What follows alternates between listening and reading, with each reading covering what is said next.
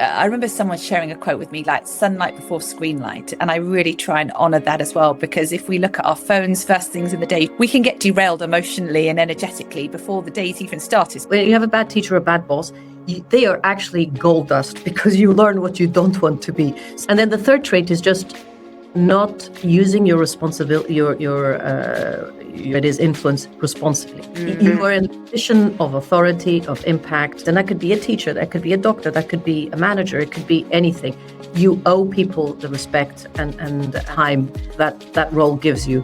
It's the force multiplier when you bring good people together. And I think as leaders, it's about empowering them and then getting out of the way. And I tell this to my team. I say, the best meeting of my day is when I change my mind. They say, anxiety is about living in the future. It's the uncertainty of what that means because you don't control. So the only thing you can do is back to what can you control? And you can only control yourself. You can only control your thoughts, and you can only control the reaction you have to a certain environment or to the change. And continue to push the boundaries of what you think you know, and have the humility to understand that the future self, your future self, will depend on how much you're learning from others and how much you're changing as well. And that's actually a superpower, not a weakness. Women in Leadership Global is proud to honour an outstanding female each month, recognising women who embody leadership excellence and are shaping the future of our industry. This month's recipient is Carla Antunes da Silva, Chief Executive Officer of Lloyds Bank Corporate Markets. And Carla, I am delighted to be honouring you and recognising you for your incredible track record in the industry. So thank you. Thank you for receiving the award so gracefully. Thank you. And thank you, Georgie, for thinking of me and for giving me this opportunity. And it's interesting because we love to honour extraordinary women in the industry, and we also want to learn from you, because I think often people can look at leaders and can assume there's been a linear career path. And we all know there are many events, challenges, experiences that have shaped that journey. And so I would love to hear from you today to capture some of those sound bites, because they can also inform and help shape the other leaders' trajectories. I'm often asked, what is the secret sauce, when we look at extraordinary leaders? So I want to start by asking you about your morning, because there's a great saying, win the morning, win the day. What does your first 30 minutes of the day look like? So a little bit about myself. I started my career as an equity analyst. And as an equity analyst, I did that for 18 years. And I woke up at 5:08, because I had timed my exact moment to leave the house at 6 o'clock for 18 years. And so I thought there was no interesting jobs that started after 6:30 in the morning. What that means is that I've become a real morning person. Today, I don't. I find myself having a bit of a lie-in when I get up at, say, 6:30, 6:15. But I am very much a morning person. In fact, I am not an evening person, and I get quite grumpy in the evening if I'm past 8 o'clock and working. So I would not have done well in M&A. So I do actually think that part of the success, at least initially, was that I was just working according to my biologic clock that actually functioned. Yes. Today, what do I do? When I can, and I am really sacred about this, I save 2 mornings a week to do my favorite thing, which are bar classes. I think I've mentioned that to you before. Yes. It's an amazing 7 o'clock class. I've timed it perfection. I can get in by 8:30, and that just starts my day. And I feel great those days that I am able to do that. Not every day is like that. So that's like a perfect day. Other than that, what I can't do is miss breakfast. So that's probably my only thing I do sort of religiously. I can't miss breakfast. And then I get going. But it just so helps that I'm a morning person. And you talked about that perfect day and bar being part of that perfect day. How do you protect the space? Many demands of your time. How do you protect that space so that perfect day is a reality where it can be 2 days a week? Okay, so I didn't say I have 2 perfect days a week. So can I just make sure everybody realizes that is not what happens? By 9 o'clock, I've had a perfect day. Maybe by 9:30, that's changed. But it does get me in the right mindset. And I think the most important thing is I have a sort of few more things, and they're all sort of simple tricks just to make sure you protect some time. I'm a stickler for putting in the top, and I think I've mentioned and share that with you, which is I put the number of hours of meetings in the top of the day. Yeah. And I have a danger zone, like an amber red zone. When it gets to 7 hours, I know I'm going to be in trouble. So I just go in there and I take something out and chop it out. Because actually time, like everything, fits whatever you allocate to it. So that's one aspect of it. And I also know, and probably resonates with many people, by the time an issue comes into my office, it's a problem. Because if it isn't a problem, it's been solved before. So if you've got the mindset of, okay, whatever comes in, you diagnose pretty quickly, is this bodily harm? Is this just a nuisance? Can we find a way? And then the most interesting thing that I really find is then that problem solving. Sometimes you just have people coming in, all they need is actually to explain it. And then if you're able to help them in that solution, but yeah, that perfect day doesn't always last. So you have to keep coming back to it. Yeah. But I really interesting what you said there about, that intentionality around tracking your hours of like number of meetings, knowing how important space is. And there's a great law, I think it's called Parkinson's law, which is like work will fit the space you make available to it. So we have to be intentional at protecting that space. And I love what you say, there is a danger zone, i.e. then in that space, I'm not going to be, my mental acuity is not going to be where it needs to be, or decision making could be, you're not necessarily going to be operating at your best. So it's knowing what systems you need in place. Absolutely. I actually do, to the horror of my PA, I actually go in and change things and start moving them around. She goes crazy on that. And I always try to look 2 weeks ahead so that I'm sort of tracking 2 weeks ahead as well. So I do actually do a bit of that and make sure that, you have a proper, not that I have a full hour lunch, but I have a proper break during mid through the day. So an hour for that. And then not, if you can, not have back-to-back more than 3 hours as well. It's just, you just have to recognize that our bodies weren't done, and especially with screen time, we are not, built for having 3-4 hours without moving, without getting up, without looking outside. And I think those are the small things that you can control, because otherwise you can't control everything else. Actually, you can't coming up in the meeting. So maybe it's a false sense of control, Georgie, maybe? But I think it's that, I remember someone sharing a quote with me, like sunlight before screen light. And I really try and honor that as well, because if we look at our phones first things in the day, you talk about devices, we can get derailed emotionally and energetically before the day's even started. So we're then, setting ourselves up for the perfect day is completely unrealistic then. You said breakfast. What's your perfect breakfast or your favorite breakfast? Well, I mean, on the weekend, it's a proper orange juice, a proper, probably some toast and whatever. Actually, now I'm really into yogurt with granola and a bit of honey. That is as simple as that, but that's all I need. That and a tea, and that's probably recognizing I've been in the UK for 32 years. Tea is my go-to drink, which obviously when I'm not in the UK and I go to the continent, they're like, do you want the milk cold or hot? And do you want... But no, it's very simple. I know there's a lot of people who believe in this whole fasting and whatever. I am just not good on that, but everybody's different. Yeah, and I think it's recognizing your own body, isn't it? Because I used to love fasting, but I'm in a hormonal place in my life. I think they call it the midpoint, where my body just doesn't like. I'm hungry. I need hormone regulation, and that includes having a good start to the day, which is a breakfast. Correct. So to me, that's energy. That's actually it's my favorite meal of the day. So I'm not going to give up on that. And you talk about, you mentioned the word devices a minute ago, and I want to circle back to that because there are so many things competing for our attention, our time, and our energy. How do you make sure that you kind of own your device rather than your device owns you? Easier said than done. My thing about so I'm not on social media. I think that helps a lot. I've consciously never been on social media, and maybe that's been. Now you have so much research to say how bad that is in terms of mental health. It didn't take much to understand that if your recognition or you were looking for approval with those things, that's just not going to be good for your mental health. The app that I sort of turn to probably during the day is the WhatsApp to make sure that everybody, at least from a family point of view, everyone is okay. And maybe this is my training in the markets. If you if you're able to detach and take a sort of more of a view with, every hour you check rather than every minute, you'll still get what's happening, but you don't get that anxiety.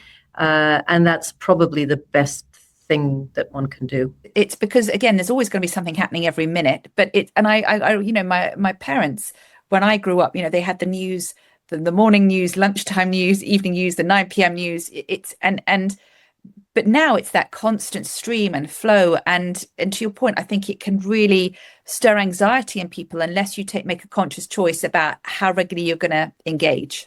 Yeah, I do. I mean, in the morning, and again, I do read the news first thing. So when I'm coming in, I already have read all the news, and I've got certain news feeds that I'll go to. And they're quite broad range because I don't like to sort of have that narrow vision. Otherwise, you can, pretend you're living in a parallel world. But you don't need to be constantly. And actually, I used to also have, obviously, the Bloomberg and the share prices and whatever. So that was, what was constantly going. And you just need to know how to take a little bit of a distance from that. Yeah. Yeah. And it has to, I think the for me is conscious intentionality. Like we have to be the agent of that because no one's going to do it for us. Correct. And as you look, you've had an extraordinary career in the industry. As you look back, there are often people that have been part of that. So who have been your mentors and what have they taught you that stayed with you? I think everyone owes their path, and I'll be sort of humble about whether that's successful, but their path to people that have helped them, and I think that's something that then we need to recognize, and increasingly I do that more and more, and actually, especially for younger people, if somebody young asks me and they're in their first job or whatever, I will go out of my way to try to help because I do recognize that is the period of time that you can really either lift somebody or their sort of confidence really gets shattered at that moment. So that would be the first. I actually go back prior to starting to work. And the person I always sort of have an enormous gratitude for was my headmaster at age 16, who, so my background is I'm Portuguese by birth. I went to an English school at age 3, but my parents didn't speak a word of English. I went because it was the revolution. And so they wanted to prepare me in case we had to leave the country. Fast forward, I'm now 17, was going to do economics in Lisbon, and he asks me, or he suggests, I think you should go to Oxford, he said. And I go home and I tell my parents, and they're like, well, I guess you're going to have to try both, and you're going to apply to both, and if you get in, then we'll decide. That was the proverbial sliding door moment for me. And with that, and I came to the UK in 92, not knowing a living soul, absolutely loved. I didn't know what a college was. I didn't even know that they didn't do economics. So I ended up doing PP. Again, a course I loved, but it was also accidental. So I do think there are those accidental people who don't even realize the impact they have on your life. That wasn't a career mentor, but it was somebody who just opened the door and meant that from then onwards, everything was possible and achievable. And I gave that confidence. Throughout, I've been lucky. I've also had many bad bosses, but those bad bosses are equally good because you learn with them. And it is nothing like it's like having a bad teacher. When you have a bad teacher or a bad boss, they are actually gold dust because you learn what you don't want to be. So I wouldn't say there's been a single. I've been very lucky along the way to have people who supported me, and hopefully I've helped them as well. So it's been a joint effort. But you do recognize that sometimes you can really have an impact on people's career. And I think young people is really where it should be at. I completely agree. And it's interesting there you said about accidental people. And that really chimes because I think sometimes people don't know, unless we tell them, they don't know the impact that they've had on our lives. And I just love that phrase, accidental people, because we've all got traditional mentors, but those inflection points or those sliding doors that, can be so critical. You mentioned bad bosses. There was a great HBR about bad boss traits. What is it, if you recall back, what's one thing you learned about what not to do? I think the most important, first of all, bad bosses, they come in very different shapes and sizes. The most important thing are people who are not actually knowledgeable in their field. And you're then talking either to some very technical people or very analytical people, very knowledgeable people, and immediately you can see past that. So whether that is pretending, sort of being well beyond your capabilities and not having the modesty or the humility to say, look, actually, this is not something I can do. Because then what do they say? That some of the worst decisions people make are when they think they know what they're going to do, what they're doing, and then they just don't, and they don't have the depth or even the intent of understanding something. So that's a pretty bad trait. Obviously, you have bad bosses in the terms of, wrong values, wrong culture, etc. So you've got that camp as well. Luckily, I think increasingly banking has got less and less of that. But one recalls and one sees some of those. That I consider that as well. And then the third trait is just not using your responsibility, your power or whatever it is, influence responsibly. Mm-hmm. You are in a position of authority, of impact, of whatever that is. And that could be a teacher, that could be a doctor, that could be a manager, it could be anything. You owe people the respect and time that role gives you. So I think that's probably the majority. People don't even realize, and they're not trained to be managers. People don't get trained. Sometimes they just happen to be good at whatever, and but there should be more conscious training about what leadership is, actually. And I know that you write a lot about it. People should actually spend time, instead of just their mandatory training, which we do every quarter, should involve what does the right leadership looks like. Because I think, leadership is often it's not even a step change, it's a staircase change. Managing people, people are complex. There are so many aspects that come in, and often people are expected to figure it out, to your point, without giving the appropriate training, because there are tools that you need in order to make you effective and influential in the seat. And I think what I want to just underscore something you said there, which I think is really important for everyone. It's about being a learn-it-all, not a know-it-all. Bring that curiosity, whether it's not just within leadership, but within your role. What are the things I might be missing? What am I not understanding? And because that curiosity, and even you talked about the junior people, be curious, ask lots of questions, be that porous sponge, because often people do want to help you. Absolutely. I normally say, and I tell this to my team, I say, the best meeting of my day is when I change my mind. And the reason that happens is because I've learned something different. I've seen a different point of view, and I might have had a set of assumptions going into a meeting. And actually, it's so energizing. It might have been a really difficult, crunchy issue. They come in, they do that, and we change our mind, which means we're making a better decision. And that may be sort of, you can call it curiosity. It also means you have to be open-minded to different views.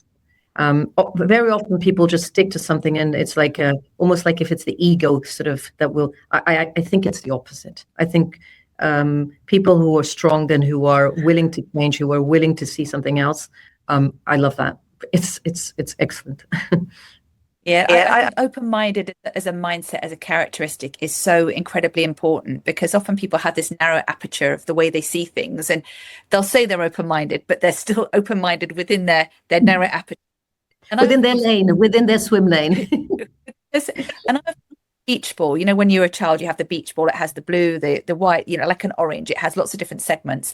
And often people are looking at it and they see blue and green, but you're yellow and white. And which is why it's a bit like, to take a step back, be curious, look around, because actually there are things you will be missing.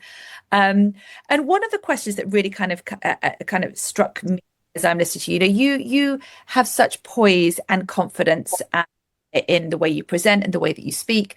And I often, with the leaders that I work with, especially the ones who are kind of early stages in their career, they have moments of self-doubt, and there is an initial reaction of like, okay, well, and actually it's like, but self-doubt is a journey, like it's, and so do you ever have moments of a confidence wobble, and what have you done in those moments? Definitely. First of all, I think the most important thing, and when I sort of have those, I always go back to this point, which is how well prepared am I, and how much do I know about this subject? And frankly, if it's a subject that I know more than most people in that room, then there is no reason to have self-doubt or not to have the confidence. And then what you're there for is actually to explain. Communication is probably one of the things that is most important as you go through your career. I was lucky that at the start of my career, I had training with actual, I got filmed a little bit like this, but then you got sort of talked to, and they would put it up on a screen. I mean, it was daunting. I was probably 25 years old. they did a filming, they had the film crew come in, and you realize, oh my God, that is not what I think I thought I was sounding like. And it's brilliant because it just lays it bare, and it's a little bit therapeutic, if not traumatic, probably both. And then you decide what works for you. And each person has their own style. I don't like talking with paper. I don't like engaging sort of in a very structured way. I like to be free-flowing, but I like to have prepared. In order to be free-flowing, I've prepared a lot. So it's that. I think the key for anyone who's doing, especially public speaking, but starting to have more of that sort of stage presence, because everybody will be on stage. And it's an animal kingdom. We all make these perceptions, 80% of communication is body language. Everybody's going to be checking how you move your hand, what you're doing. And you have to realize that it's not because anyone means badly. It's just because it's what you do and it's what people do to you. The best way is to prepare. And once you're prepared, you've got a higher chance of success. Prepare means know your subject. Prepare means go to the place where if you're doing a big audience and whatever, go to the stage, just walk it and see how it feels. So walk there before you go, and then enjoy. I mean, ultimately, if you're talking to one person or to 500 people, you're ultimately talking to yourself. So have fun with it, and use whatever your style is. The style could be having a little bit of ad lib. I've seen very good presenters, and I love watching TED Talks. I love watching different styles. I don't think you can force a style on somebody, but you can give them, like, it's almost like, the Caran d'Ache sort of pencils, choose your color, because everybody can be effective in a different way. And I think now when everyone has devices, we can all record ourselves, and we can record ourselves and it can be really uncomfortable, can't it, to see ourselves. But blind spots otherwise remain blind for a reason. That's why they're called blind spots. So we get to see ourselves. Are there filler words? I historically, when I was recorded, and I still have a tendency to do this, I speak very fast, but it's only when you get to see yourself back, the things that might have been invisible before are very much laid bare, so you know what to correct. Yeah. And also the other fun thing, once you start to master it, is playing with the audience, looking at different people, depending. Obviously, if you're in a board meeting, you're not going to sort of have that light heart, but if you're on stage, you can do a different thing. If you have an ability to bring a story from something else, there does need to be a narrative to your presentation, because like everything, it's about the storytelling. And so you have to just know what that story is. So start with whatever you want to go to. Maybe, again, this is the analyst in me. I used to have 3 minutes to get on the hoot and talk to 300 traders every morning, and I had to tell them what to do. So you have to tell them, you have to say why that is, and then bring it back. And it's a very simple formula. I'm not as robotic as saying, I'm going to give you 3 reasons, but I'm doing it in my mind. And then you just sort of get into that flow. And it's almost like exercising a muscle. It's like going to the gym. It comes naturally. And then you just have fun. You can really see that the presenters I most like, they really enjoy it. They really enjoy it. Also is impacting the audience. I then feel calm. I feel more at ease. They say, anxiety is about living in the future. It's the uncertainty of what that means, because you don't control. You're not controlling your environment, etc. So the only thing you can do is back to what can you control, and you can only control yourself. You can only control your thoughts, and you can only control the reaction you have to a certain environment or to the change. And that's probably what I would recommend, which is whatever it is in the moment, that too shall pass. So you sort of give yourself that serenity of knowing that too shall pass. It's not permanent.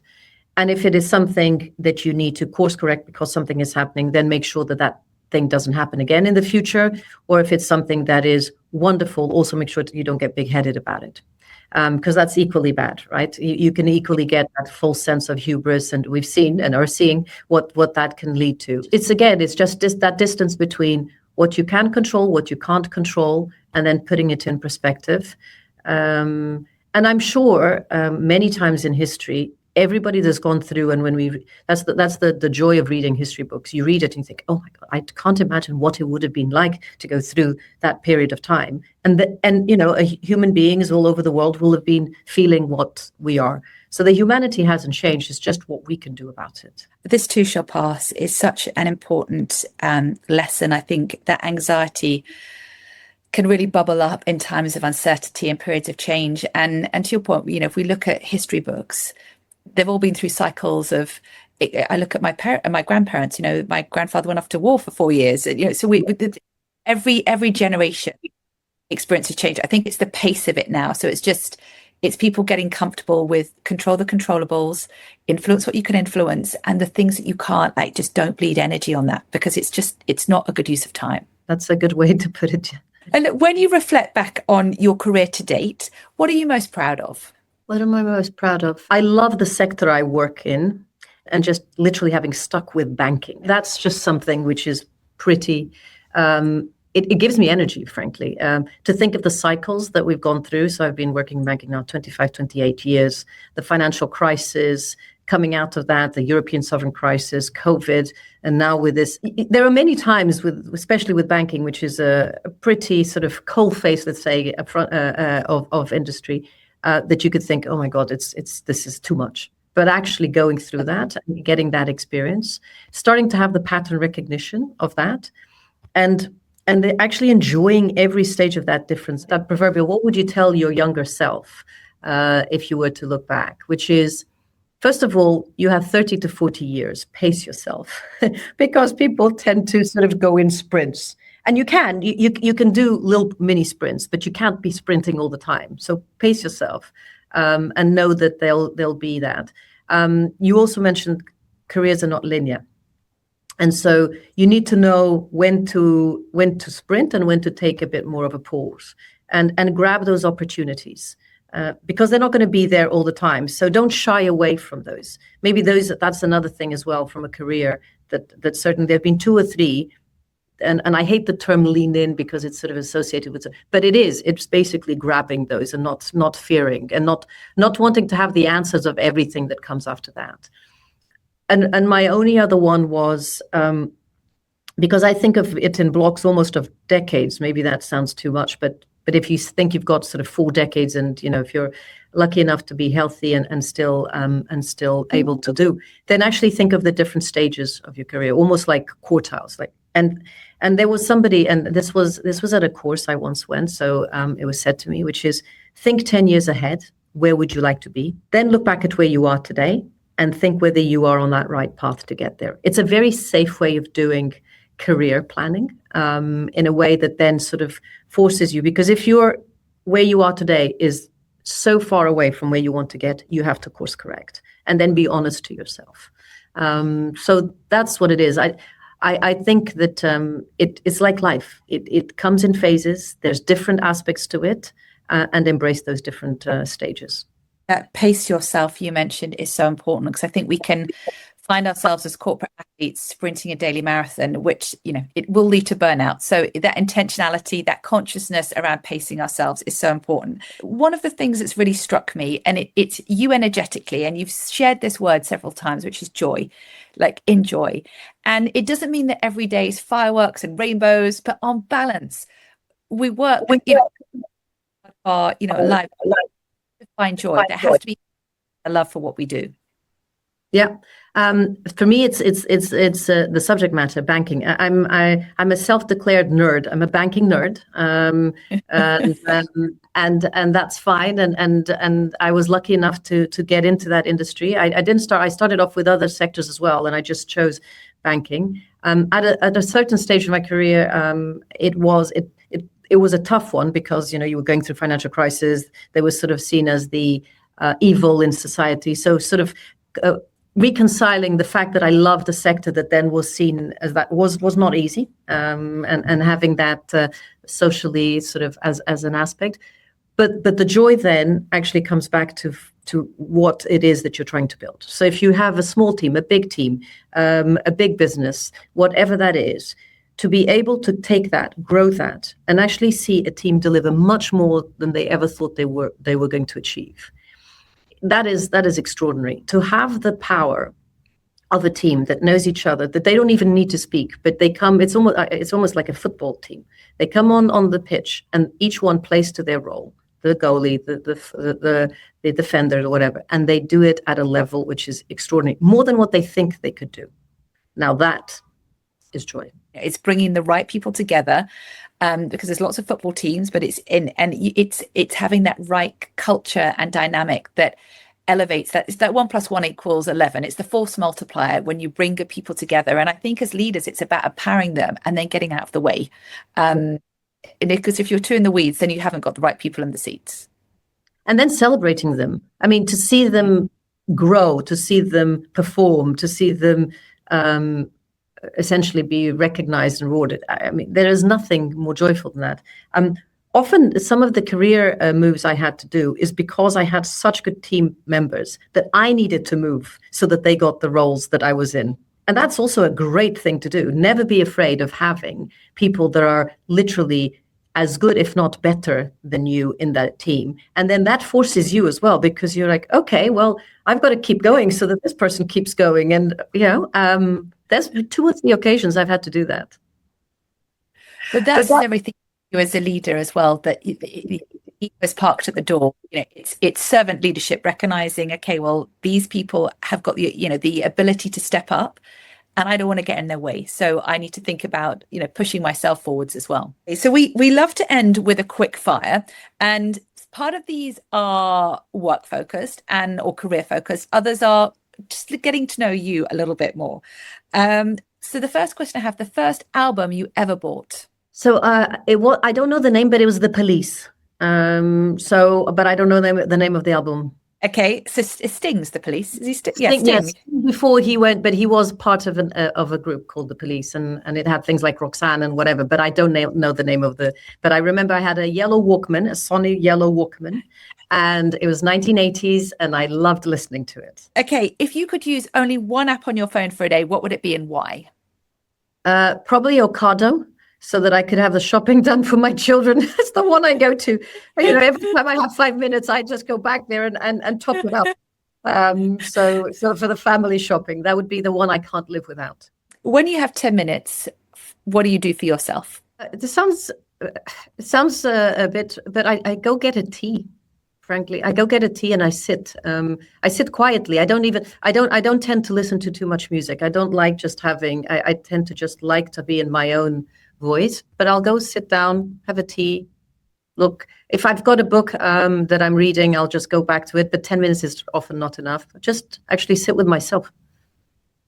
You were the one who introduced me to the term, creating the connecting the dots time, and being very purposeful, having that in your diary as well, which is, that time and space to think and to kind of step out to then see the things that you might not be able to see when you're kind of in the weeds. Yeah, I will need more than 10 minutes for that. So if you really want to be doing that, it probably is an hour. And I actually do have blocks of time, and it says no meetings here, and they know what that means. And again, it have to be purposeful and intentional at creating that space, because otherwise it's easy to give that time away. It's easy for people to take that from us. But that is ultimately having that connecting the dots time is a springboard to do your best work. Correct. One thing before I do any of that connecting the dots, I also have to have an external hour or an external something. It's all too easy in a corporate job that you're sort of stuck, and I 80 or 90% of my day is with internal meetings, whether that's with directs, not directs, etc.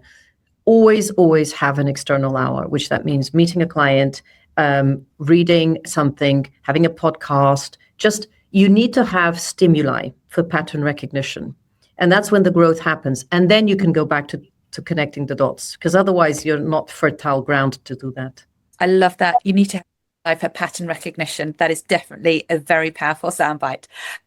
You mentioned your children, the Ocado shop. One lesson you've learned from your children?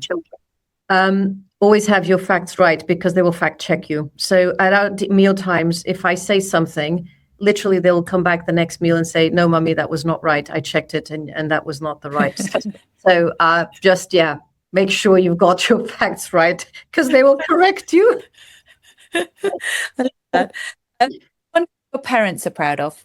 I guess my courage to break the mold of what I was expected to do. Probably courage in the way, so I got married to, my husband's Egyptian, so very different culture, very different background, and touch wood, we're still happily married. And courage to be in an industry that maybe wasn't expected to be the type of industry that would have necessarily a foreign woman. Yeah, I think courage. And if you hadn't have done finance, what industry or sector would you have gone into? When I was doing the career fairs and the discussion with career office, they had literally, and I'm not that old, but they had like name cards, and they'd go in alphabetical order. So it was accounting, banking, consulting. So consulting was the one. So I stayed with ABC. I didn't go beyond that. I tried banking and consulting, and actually I thought I was going to be a consultant. And I probably could have ended up being a consultant as well. But now that I think about consulting, they don't have, for the consultant, but they don't have the technical aspects of what banking has. So between banking and consulting, I could easily have done one or the other. And then last question, if there was one piece of advice that you would want to share with leaders today that you think could have the most impact, what would that piece of advice be?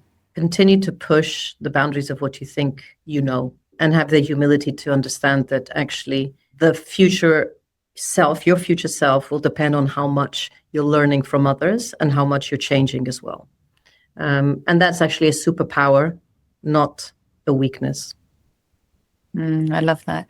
Well, look, Carla, this has been such an enjoyable conversation. I could speak to you for hours. And you bring such wonderful energy and humility. And I said your track record is extraordinary. And I think you've shared so many wonderful sound bites today, which we'll be capturing and sharing with our community. So I want to thank you wholeheartedly for receiving the award. And I want to thank you so much for your time today and sharing so many incredible lessons. Thank you, Georgie. You've made it so easy as well. So I could have carried on. And I think it's also the energy and what you bring to this. So thank you.